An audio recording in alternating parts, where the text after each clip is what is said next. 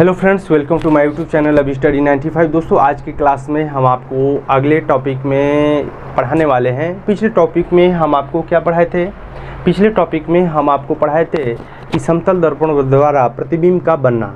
तो हम देखे थे formation of image by plane mirror के द्वारा कैसे होता था। तो वो वीडियो आप लोग देख चुके हैं, काफ़ी अच्छा लगा हमको। और आज के टॉपिक में हम बताए थे, पहले ही क्लास में अनाउंस कर दिए थे कि स्फेरिकल मिरर के बारे में बताऊंगा। तो ये हमारे जो होते हैं गोली दर्पण, इसके बारे में देखेंगे, इंपॉर्टेंट टॉपिक है। और चैनल से जुड़े रहिएगा, अंत तक देखिएगा।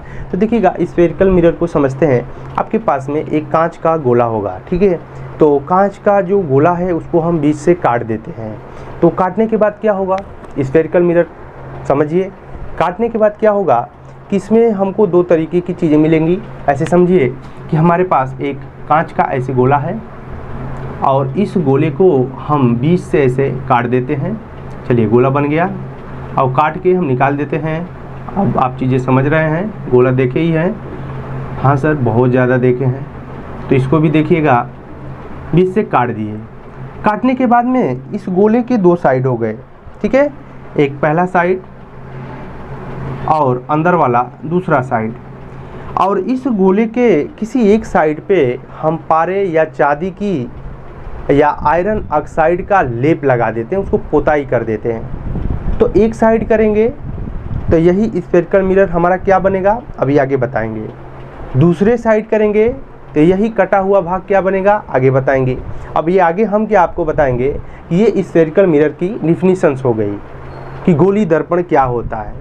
गोली दर्पण का मतलब कि गोला हुआ दर्पण, कि इस स्फेरिकल मिरर को बीच से काटने के बाद में किसी एक भाग पर आयरन ऑक्साइड का लेप लगा देते हैं। तो इसका एक सतह जो होता है, अगर हम इधर से कलई कर दिए तो दूसरा वाला सतह क्या हो जाता है, परावर्तक तल। क्या होता है? परावर्तक तल। परावर्तक तल बाबू उसे कहते हैं जहां प्रकाश किरण रिफ्लेक्ट हो जाए, परावर्तित हो जाए, उसको बोलते हैं परावर्तक तल। तो अब बताइए, आप गोली दर्पण की बात को समझ गए? तो आप कहेंगे सर बिल्कुल समझ गए। अब हम आगे बढ़ते हैं कि यह जो गोली दर्पण है यह कितने प्रकार का होता है। तो समझते हैं कि स्फेरिकल मिरर, तो टाइप्स ऑफ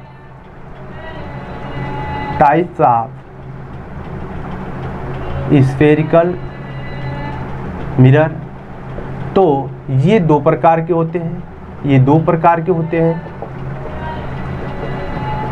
हैं। पहला उत्तल दर्पण, जिसको बोलते हैं कन्वेक्स मिरर, और दूसरा होता है अवतल दर्पण, जिसको बोलते हैं कनकेव मिरर। बहुत इंपॉर्टेंट हो रहा है। हाँ बिल्कुल हो रहा है, ये तो एग्जाम में आता है सर। तो उत्तल दर्पण, तो अब उत्तल दर्पण की डिफिनीशंस बनाएंगे फिगर सहित, और अवतल दर्पण, तो अवतल दर्पण की डिफिनीशन बनाएंगे।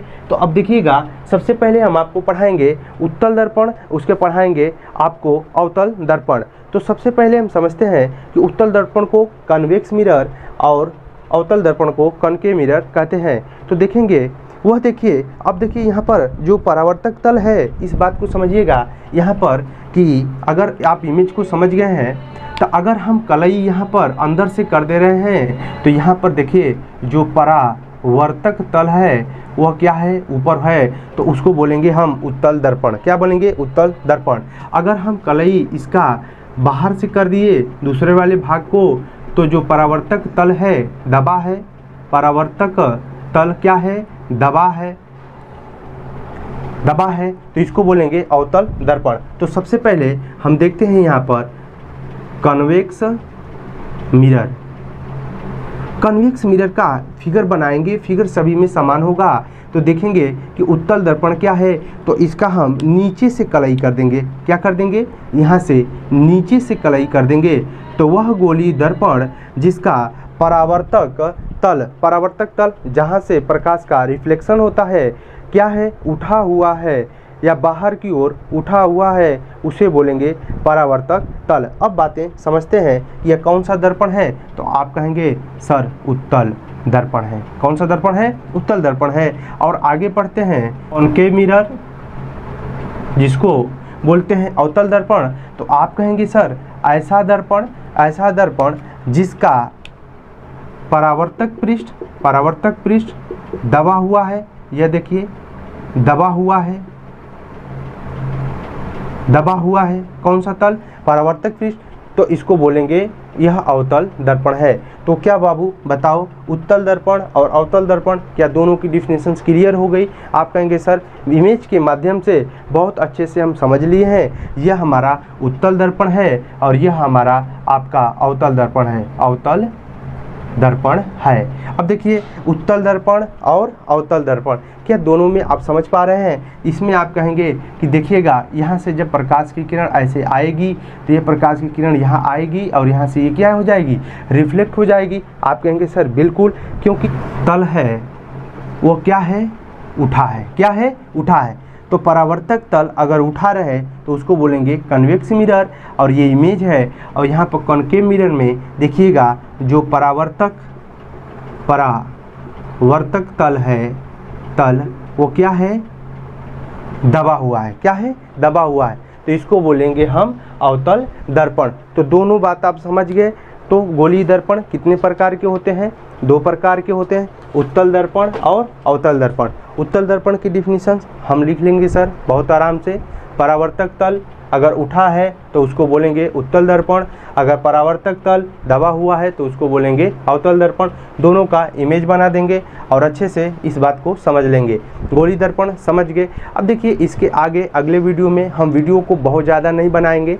देखिए हम वीडियो को 1 घंटा 2 घंटा का क्यों बनाएं, आप देखेंगे बोर हो जाएंगे। आप 10-10 मिनट की 5-5 मिनट की वीडियो को देखिए और अपने कंसेप्ट को क्लियर करें, आपको भी अच्छा लगेगा। बताइएगा अगर वीडियो बहुत ज़्यादा बनाना है, बहुत ज़्यादा मिनट की बनानी है तो आप कमेंट करिएगा, वो भी हम आपके लिए करेंगे, बनाएंगे। तो अब मैं कह रहा हूँ छोटे छोटे पॉइंट बनाते चलिए और देखते चलिए। अब देखिए गोलीय दर्पण से संबंधित कुछ परिभाषाएँ हैं जिसको अगले वीडियो में देखेंगे। होल क्या होता है, वक्रता केंद्र क्या होती है, वक्रता त्रिज्या क्या होती है, फोकस दूरी क्या होती है, सब देखेंगे और वह अगले वीडियो में सेपरेट बनाएंगे। छोटे छोटे डिफिनीशंस हैं, अगर ये चीज़ें आप समझ लेते हैं तो उत्तल और अवतल दर्पण से प्रतिबिंब कैसे बनता है वो चीज़ें आपको मैं क्लियर करा दूंगा बहुत प्यार से। तो इस टॉपिक में इतना ही, इसे आप नोट कर लीजिए। वीडियो अच्छी लगी हो तो वीडियो को लाइक करिए, सब्सक्राइब करिए चैनल को और ज़्यादा से ज़्यादा अपने दोस्तों में शेयर करिए। तो इसको आप नोट कर लें, अगली वीडियो जल्दी आपके लिए लेकर आएंगे। तब तक के लिए जय हिंद, जय भारत, धन्यवाद।